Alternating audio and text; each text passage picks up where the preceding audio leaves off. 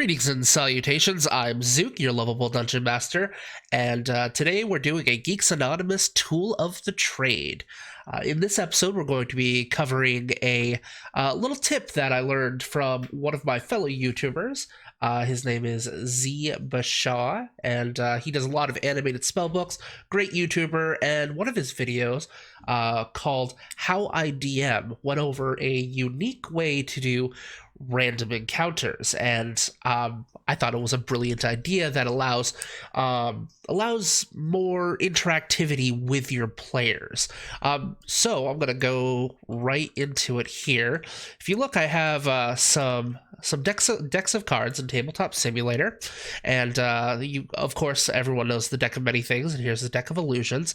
But these three cards here, we've got encounters friendly, encounters neutral, and encounters hostile. Basically, this is an alternative of rolling. A lot of the times people will make up a chart, roll a die 100, and whatever you get is what the players end up facing. However, this is a unique one that allows the players to kind of try to get their hand into it as well. So when you're about to do a random encounter, I actually recommend doing this at the beginning of the session, making the quote-unquote encounter deck, and whenever there's a random encounter, you pull from the deck, and whatever you get, you get. So the first thing you do as a GM is you're going to take a few cards to load the deck to begin with. So the first things first, you can just, if you're Tabletop Simulator like I am, you can shuffle the deck with a quick shuffle of the cards, and then we're going to draw 1, 2, and 3 cards from the hostile deck. So then we're going to draw 1 card from the neutral deck. So you've got basically your base deck at this point. What you can do from here, though, is give the players an option to add to the deck. Players are required to put in at least 1 card. So if they choose a neutral card, that's it. That's the end of it. They can just throw in 1 neutral and call it good. I'm actually going to show you some of the neutral examples now. So let's go to search, and you can see like Dryad's Plight. A Dryad runs by, chased by a woodsman swinging his axe. If the adventurers help the Dryad, she rewards them with some treasure. Same goes if they help the woodsman. So this is a neutral encounter, because technically they don't have to do anything. They could just let the Dryad and the woodsman run on by and, keep on their merry way. However, if they do decide to join, they actually get a little bit of assistance in the process for whoever they help. And a lot of these some of them are just basic, like you see 2 dragons fighting in the air. Basically, the neutral encounters are something that, for the most part, the players don't have to do anything. And if they do, something good could happen, something bad could happen, but all in all, it's a neutral encounter. Whereas the hostile encounters, let's look at the hostile deck now. These are pretty much always something is going to try to attack or hinder the character in some way. So if you look at this one, you got vultures circling overhead, and they want fresh meat. They want to kill you. Or another one, the red caps, 1 die 2 plus 1 red caps trapping the players from behind with the intent of attacking them at night. So it's very possible they could actually spot the red caps that are looking for them and get them before they actually ambush them at night.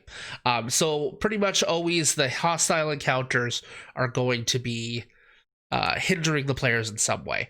So as I said before, you're going to put 3 hostile encounters and 1 neutral encounter in the deck to begin with. Then each of the players will put in 1. Let's say we have 3 players in total. The first one wants to play it safe, doesn't want to test their limits, and they're going to take a neutral card and put it in. However, the next player is feeling a little lucky, so they're going to go into the friendly deck. This is the only deck they're actually allowed to look in.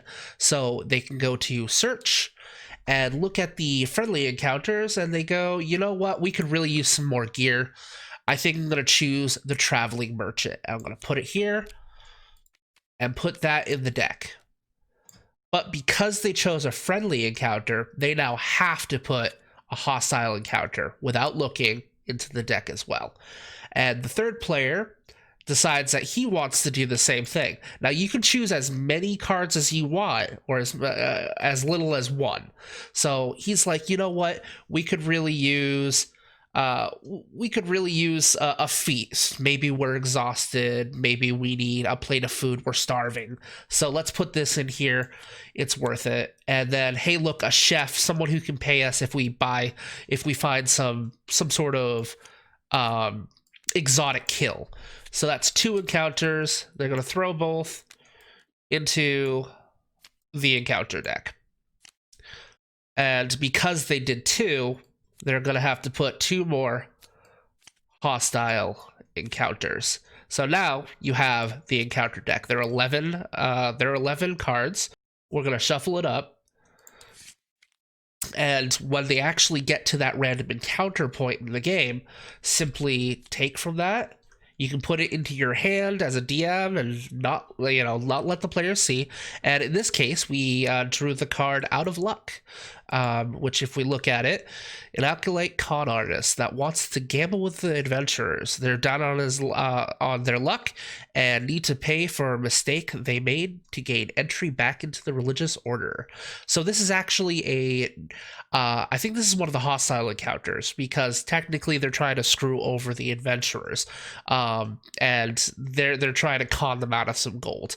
So as a DM, you can kind of do what you want. So let's say we didn't get that one, and check out what the next one was. Kobold Hunters, straightforward, you're getting attacked by kobolds. Next encounter, a bear trapped. See, now this is a neutral encounter. They see a bear stuck in a trap. Do they let them go, kill him, take the spoils, or let him be? So it's a really unique way of handling the encounters, rather than just rolling for it, calling it good. This really allows your characters to feel like they're a part of the DM process, which I really like. I think it's a really cool aspect. And once again, big shout out to Z Bashaw that came up with this idea. I think he gives credit to somebody else who did it as well, but I haven't seen that video. I saw the How I DM video. So big shout out to him for making that animated video. I'd also like to give a shout out to the card template designers, which I will put a link in the description below for the PDF so you can make your own if you'd like. Empty Dreams and Ethanol, I believe, is the 2 people who designed it. The encounter cards will be available. The ones that I made will be available on the workshop for TTS, as well as a PNG file in the description, so you can print them out if you don't play on Tabletop Simulator, and you'll be able to, cut them out, make your own decks for this purpose as well. Also, the list that I got the random encounters from is from Luke at the DM Lair, which I found a big ol' list of random encounters. There were 50 encounters in total. That was a die 100 originally, and I transferred over, getting pictures offline, and basically compiling them into these decks you see before you. But yeah, so I figure I'm going to try this in my next game and see how it goes, and let me know if you guys do something similar, or what unique ways that you guys do to challenge your characters and maybe have them interact a little bit more in your DMing process. But other than that, thank you guys so much for watching, and until next time, toodaloo.